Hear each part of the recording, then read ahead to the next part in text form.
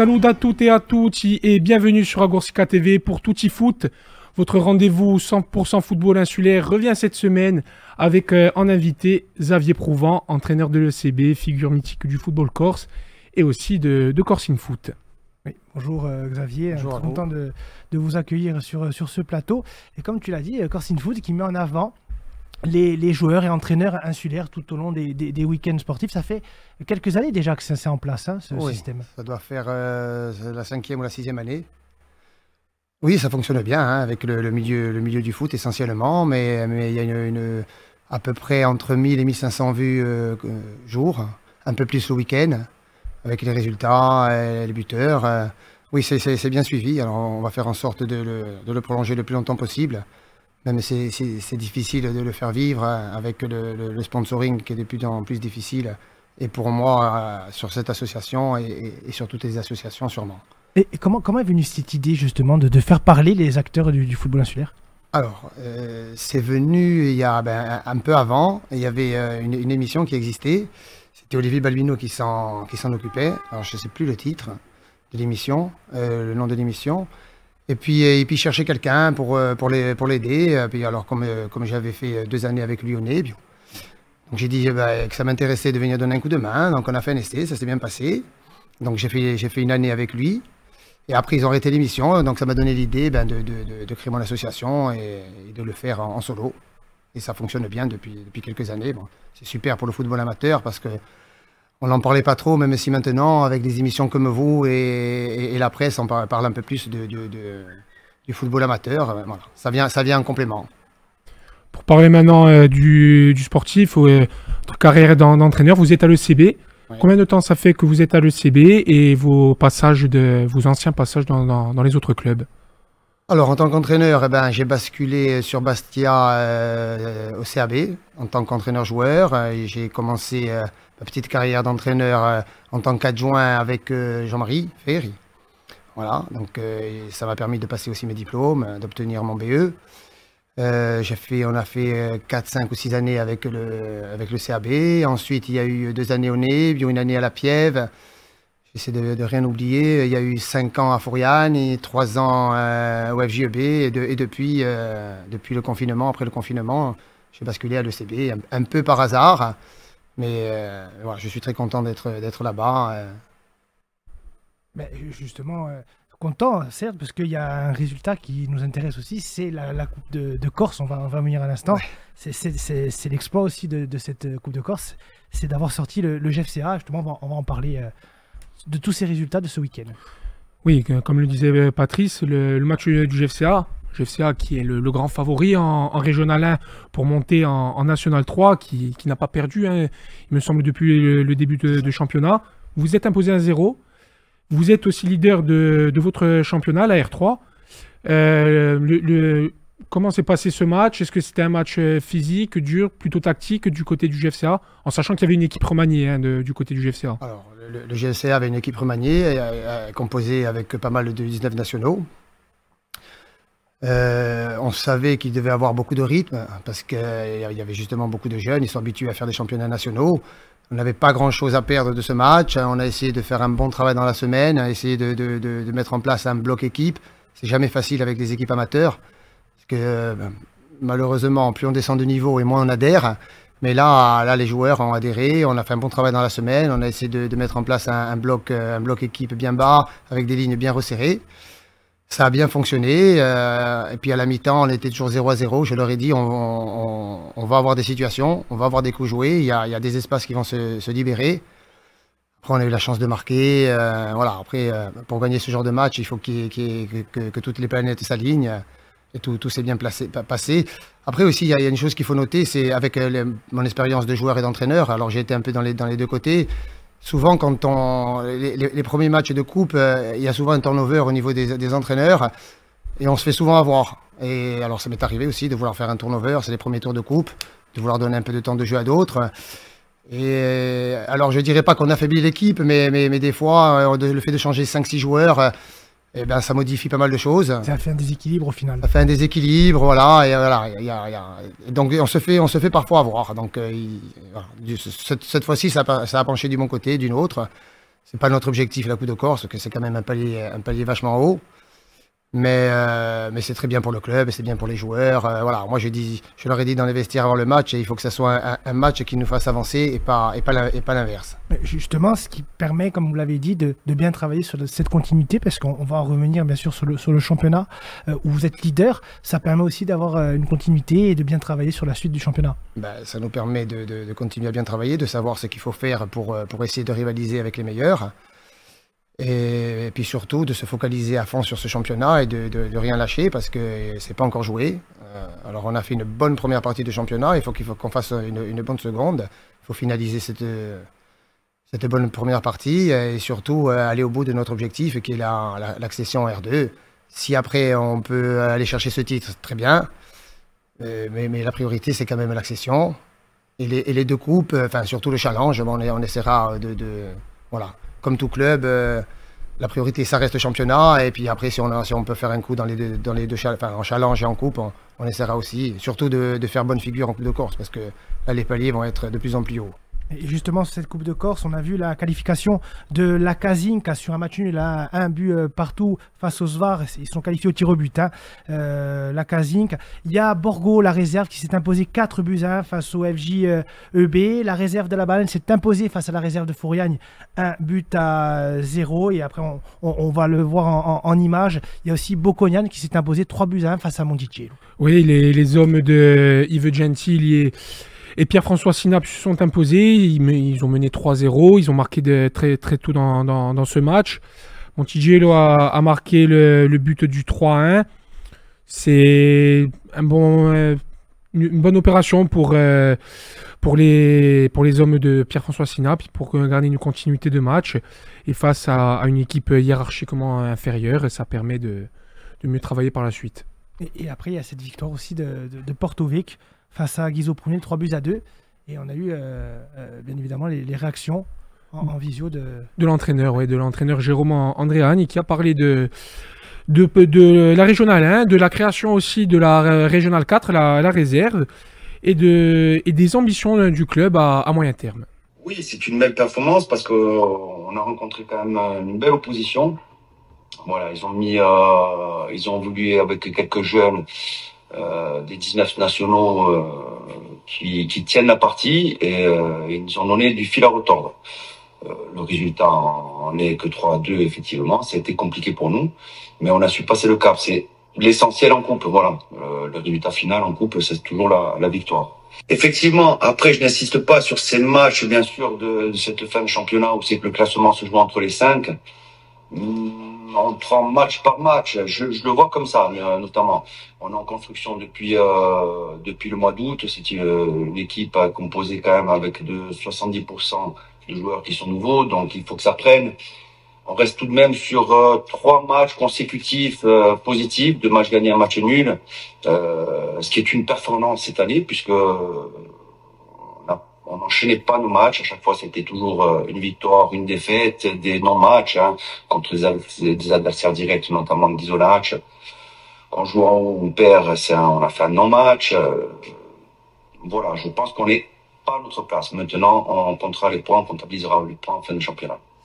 Effectivement, c'est un projet qu'on avait à cœur, bien entendu, parce qu'on compte quand même structurer ce club et essayer de monter, d'envisager à moyen terme de monter en national. Donc, il est certain qu'il faudrait bien une équipe réserve. Donc, vous avez bien compris que c'est toujours favorable d'avoir une équipe, voire de R2 ou R1 pour pouvoir faire évoluer tout l'ensemble de nos joueurs. Cette équipe reste sur 8 matchs, 8 victoires. Un très bon travail avec un très bon groupe qui est sain, qui fonctionne très bien et qui surtout s'amuse. Parce qu'à la base, le football est fait pour s'amuser également. Et c'est le cas. Les anciens footballeurs qui mettent la main à la pâte, une belle organisation et il nous reste encore une moitié championnat à faire. Voilà. Rien n'est gagné encore. Non, on y pense depuis la venue de notre président Frédéric Montanaro. Voilà, c'est un projet qu'on a à cœur. Pour ça, il faut structurer. C'est pas évident parce que de monter, il est facile. Vous comprenez bien, de prendre des joueurs, de faire une équipe, de monter, c'est une chose. Maintenant, d'y rester, c'est vachement plus compliqué. Donc c'est vraiment de structurer tout ça, et ça passe par une équipe réserve, quoi qu'il en soit, et le maintien cette année, bien entendu, parce que sinon ça serait quand même un petit échec, parce qu'il faudra remettre la main à la pâte. Les montées, c'est toujours pas évident, même si on a une très bonne équipe, un bon groupe, c'est jamais évident. Alors une belle organisation, même si on comprend bien qu'on a des manques dans tous ces clubs insulaires. Je vois bien sur le continent, je ne suis pas trop, mais les clubs insulaires ont quelques manques, je dirais au niveau d'éducateurs et d'éducateurs formés surtout. Voilà, c'est ça. Je déplore un petit peu ce manque-là. C'est pas évident. C'est pas la faute aux dirigeants, hein. C'est surtout un manque de formation d'éducateurs. Voilà, je pense qu'on pourrait réaliser les plus belles choses dans tous ces clubs en faisant d'après-faux. Ça serait plus bénéfique plutôt que d'aller chercher des joueurs sur le continent. Même si c'est pas notre politique, mais quoi qu'il en soit, pour aujourd'hui évoluer en R1, c'est très compliqué en n'ayant que des footballeurs insulaires. Voilà, c'était Jérôme Andréani, l'entraîneur de l'AS Porto Vecchio. À noter que Etxekazoare et Corté ont joué leur match en retard des 16e de finale pour la qualification, enfin le parcours en Coupe de France qu'a fait Corté. Corté s'est imposé 4-2 face à Etxekazoare. Là, il passe logiquement ce tour. Et le match entre le Gallia Luciana et AFA a été décalé parce que le Gallia a rattrapé ses matchs en retard de National 3 ce week-end et va donc jouer en mars pour ce 8e tour de Coupe de Corse. Allez, Régional 4, la réserve du Sud s'est imposée 4-2 à l'extérieur face à Tog. À la réserve de Porto Vecchio, elle s'est imposée à Saute 5-1. On le voit au niveau du classement. Pour l'instant, c'est la réserve de Porto Vecchio qui est toujours première avec 32 points. La réserve du Sud est seconde avec 28 points.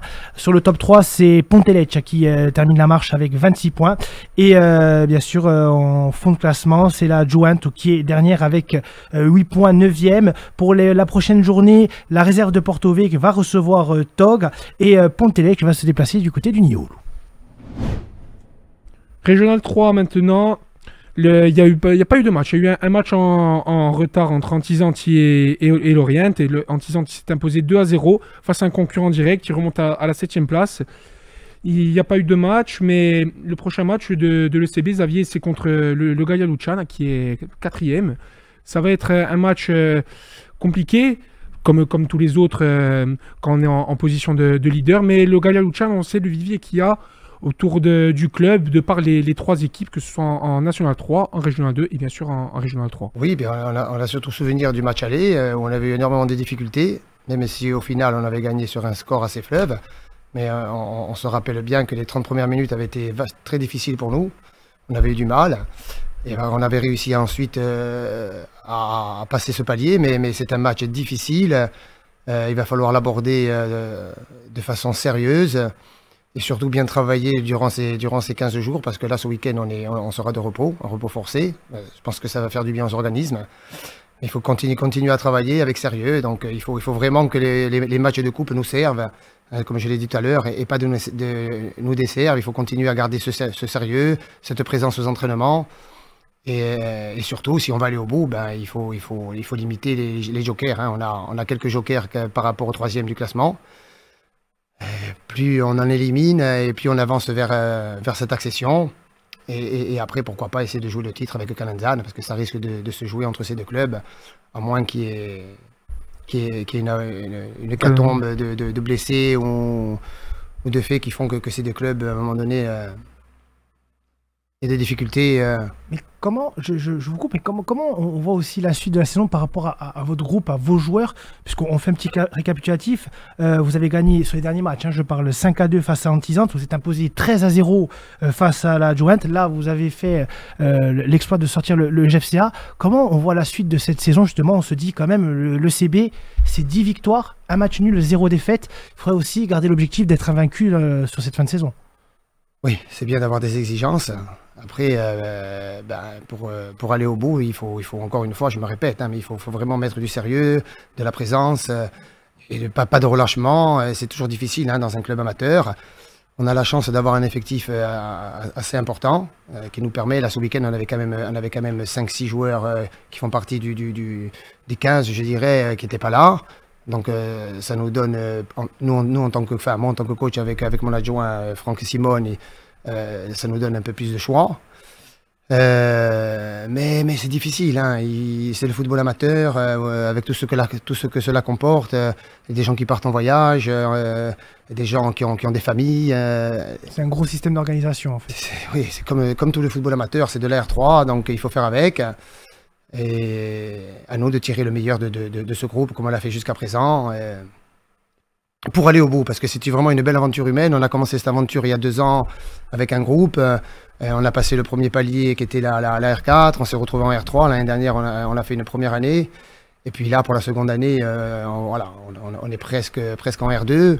Et ça serait bien pour tout le monde, surtout pour les jeunes, enfin pour les joueurs qui participent, qui sont dans cet effectif-là.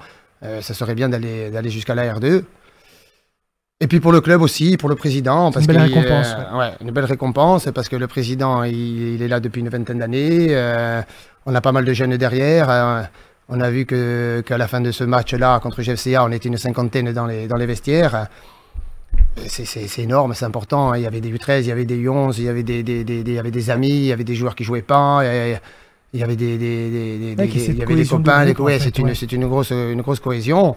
Donc c'est très important parce que derrière il y a beaucoup de jeunes. Et moi je dis toujours que l'équipe première c'est la locomotive. Les enfants s'identifient à l'équipe première. Donc plus l'équipe première fonctionne bien, mieux c'est pour le club et pour les catégories de dessous. Vous avez parlé des jeunes. Oui. Cette saison, le CB compte combien de catégories jeunes dans son ensemble pour faire une revue d'ensemble du club? Alors, on a les U6, U7, on a les U8, U9, on a la catégorie U10, U11, on a aussi les U13. On a 3 équipes U13 qui sont engagées en compétition. On a 2 équipes U16 donc, qui sont engagées en compétition aussi. Donc, ça fait beaucoup de jeunes. Enfin, moi, je m'occupe de la catégorie U11 aussi, donc on a 45 enfants. Il y a un beau vivier. Après il faut faire en sorte de les garder. Et le meilleur moyen de les garder, c'est de bien travailler avec eux et qu'ils aient aussi une belle locomotive devant. Voilà. Une équipe première qui donne envie de rester au club, de monter, de porter les couleurs et le fanion du club jusqu'en adulte, quoi. Et vous avez parlé aussi de la cohésion de groupe, de l'équipe senior, de vos joueurs. Vous avez bénéficié aussi en septembre-octobre, quand la réserve de l'FGEB a déclaré forfait général de 2 recrues, qui sont Johan Benat et Jean-Michel Romanatch, qui a marqué justement contre GFCA. Est-ce que vous avez... parce que tous les entraîneurs qui passent, pour la plupart, disent qu'il y a un déficit de joueurs, que quand on arrive à la période janvier, février, que c'est un peu compliqué de garder tout le monde à l'entraînement. Vous, est-ce que vous avez ce problème-là, ou alors pas du tout? Un peu moins, je pense. Un peu moins, parce que je vous dis, on a un effectif assez riche en quantité. Donc je suis quand même aussi surpris, parce qu'il y a pas mal de joueurs qui jouent pas ou qui jouent peu, et qui restent, qui sont toujours présents dans les entraînements. On contourne le mercredi à plus de 20, et le vendredi un peu moins, parce qu'il y a souvent le Sporting qui joue. Mais on est tout le temps une bonne vingtaine aux entraînements. C'est ce qui nous permet de bien travailler. Ensuite, concernant les 2 recrues, ben oui, après, nous, enfin, moi, Jean-Michel Romanatch, je le connaissais parce que je l'avais déjà eu à l'Étoile. C'est quelqu'un que j'apprécie, c'est quelqu'un qui a de la qualité. Et puis, il est venu avec son ami, Johan. Non, ce sont 2 bons joueurs, ça a été 2 apports. Après, ce que je leur ai dit, c'est qu'on avait un effectif riche et que si c'était pour empiler des joueurs moyens, ça ne servait pas à grand-chose. Maintenant, si c'est des joueurs qui sont capables d'apporter une valeur ajoutée à l'équipe, c'était intéressant pour nous, comme pour tout entraîneur. Hein. Donc voilà, ils ont été les bienvenus et jusqu'à présent, ils sont à la hauteur de nos attentes. Alors que ce soit Jean-Mi, même si là, ce week-end, il n'était pas là parce qu'il profite un peu de vacances. Mais Jean-Michel, il est bien, il marque des buts et des buts importants. Voilà. On aimerait le voir aussi le mercredi, mais il a aussi son travail. Donc il ne s'entraîne pas tout le temps, mais on le voit au moins une fois par semaine. Et quand il peut, il fait les 2 entraînements. Mais c'est super bien intégré au groupe. Tout se passe bien. Voilà. On est content pour lui. Allez, pour conclure cette R3, donc on l'a dit, le CB est exempt pour ce week-end. Calenzane, lui, va recevoir l'UM dans le derby de la Balagne. Et la deuxième réserve du Gallia va recevoir Loupin. Allez, Régional 2 maintenant. Pareil que pour la Régional 3, il n'y a qu'un match qui s'est joué en retard entre le Nebio et la Piève. Et la Piève qui s'est imposée 2-0, qui remonte à la cinquième place du classement. Pour les prochaines journées, Cargèse va recevoir la Costa Verde. Ça va permettre peut-être à Costa Verde de recoller avec Cargèse qui est 4e et la Costa Verde est 6e. Après, la Balagne va recevoir le Nebio qui est toujours leader. La Balagne incontestée de la Régionale 2. Et Montigello va jouer contre le Gallia Luciana pour espérer peut-être aussi remonter dans ce classement. Bon, là, ils sont 9e, mais ils ont deux matchs en moins, Montigello. Et Bonifacio va recevoir la réserve de la Casinca. Allez, National 3, groupe D. Alors, il y a eu des matchs qui ont été joués, enfin, pas beaucoup de matchs, 2 matchs. C'est Dives face au FC Borgo. Ils sont inclinés. Le FC Borgo, 3 buts à 2. On le voit au niveau du classement. Borgo est toujours premier avec 25 points. La réserve de la Ajaccio est 4e avec 23 points. La réserve du Sporting est 6e avec 22 points. Pour les prochaines journées, le FC Borgo va recevoir Chatou. La réserve de la Ajaccio va se déplacer du côté de Saint-Ouen. Et la réserve du Sporting va se déplacer du côté de Dives. On va le voir en image, justement, Borgo qui était mené en début de match. C'est leur deuxième défaite de la saison pour les hommes d'Adrien Rossigne. Ils sont toujours premiers avec un match en moins qui doivent jouer à un point de Bretigny, mais Borgo qui garde sa place de leader malgré la défaite contre Dives. Dives qui est 9e du classement. Ça donne un peu d'air pour cette équipe. Et Borgo qui va jouer, comme tu l'as dit Patrice, le prochain match face à Chatou, qui est la lanterne rouge de ce groupe D. Et ben on le voit même au niveau du classement, hein, ça s'est serré entre le premier Borgo et le 5e, le Stade Malherbe de Caen, la réserve. Donc tout peut basculer en un seul match. Hein. C'est pour ça qu'il faut faire très attention pour les prochaines rencontres, de bien les négocier, parce que ça peut aller très vite dans ce championnat. Encore en National 3, la poule du Gallia du Sud et de Corté. Il n'y a pas eu de match, mis à part le Gallia Luciana qui avait joué mercredi soir, juste après l'émission avec Boconia. Ils ont fait 1-1 contre Villefranche à domicile. Et ils ont encore reçu pour une autre journée en retard contre Beaucaire. On va le voir en image. Ils ont fait 3-3. Le Gallia menait 2 buts à 0 par un doublé de Roby. Ils se sont fait remonter les Luciani qui est 2-2. Ensuite, ils ont marqué sur penalty par Cinquini. Et en toute fin de match, sur un but de Beaucaire à la 95e minute, ils arrachent le nul et prennent qu'un petit point. Sur ces 2 matchs à domicile, le Gallia s'assure la 9e place de ce classement avant de recevoir Aigues-Mortes. Aigues-Mortes, et on rappelle aussi que Corté lui va se déplacer du côté d'Alès et le Sud va se déplacer à la réserve de Montpellier. Corté qui a un peu relevé la tête, puisque Corté là maintenant atteint les 10 points. Bon, ils sont toujours lanterne rouge, cette équipe de Corté, mais se rapproche un peu plus de Gardise qui est 12e avec 13 points. Allez, National 2, des matchs en retard également, avec le match d'Haguenau face au FC Balagne. On va le voir en image, le FC Balagne qui avait ouvert le score sur penalty par Alexandre Cropanese. Mais ensuite, les Balanais sont fait remonter un but à 1, pardon, et 2 buts à 1. Les hommes de Nicolas Huisman qui restent pour le moment 4e avec 26 points. Ex-aequo avec Bischheim, mais Bischheim qui a deux matchs en moins.